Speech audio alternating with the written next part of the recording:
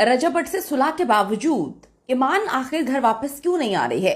करीबी दोस्त की वीडियो ने कुछ तहलके भी मचाए हैं, कुछ अंदर की बातें भी बताई हैं। कुछ था तो हो गया, बस ठीक हो सुलह गया, सफाई हो गई या हो जाएगी खत्म हो गया? हाँ, सुलह सफाई हो रजब और ईमान का मामला अब आप ये देखें कि गैर मामूली सा ड्रामा बन चुका है, जिसमें सबसे ज्यादा फायदा हमने देखा कि ईमान और उनके भाई ऑन का हुआ है। ईमान इन्फ्लुएंसर बन चुकी हैं, रोज एक नए प्रोडक्ट के बारे में जो है वो वीडियोस बनाकर शेयर कर रही हैं। ऑन टिकटॉकर बन चुके हैं और अब यूट्यूबर बनने वाले हैं।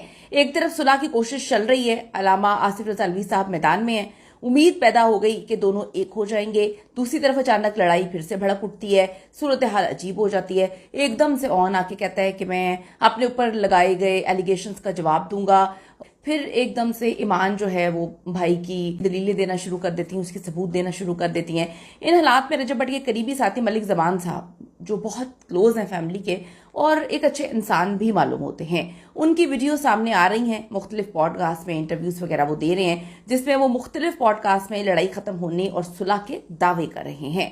लेकिन दूसरी तरफ रजब की बहन गजल के व्लॉग्स में कुछ अलग कहानियां सुनाई जा रही हैं। तो ये बड़ी चीजों को कंफ्यूज कर रही है। लोगों का इल्जाम कि गजल ने कभी कुछ नहीं कहा, लेकिन गजल ही सारे मामले को खराब करने की जड़ है। लेकिन देखिए, अगर आप जनरल देखें, अगर कोई औरत अपना घर बसाना ही नहीं चाहती, अगर कोई सिपाही अपनी जगह छोड़ देगा, मैदान छोड़ के भाग जाएगा, तो फिर आप ये नहीं कह सकते ना कि वो सिपाही सही था।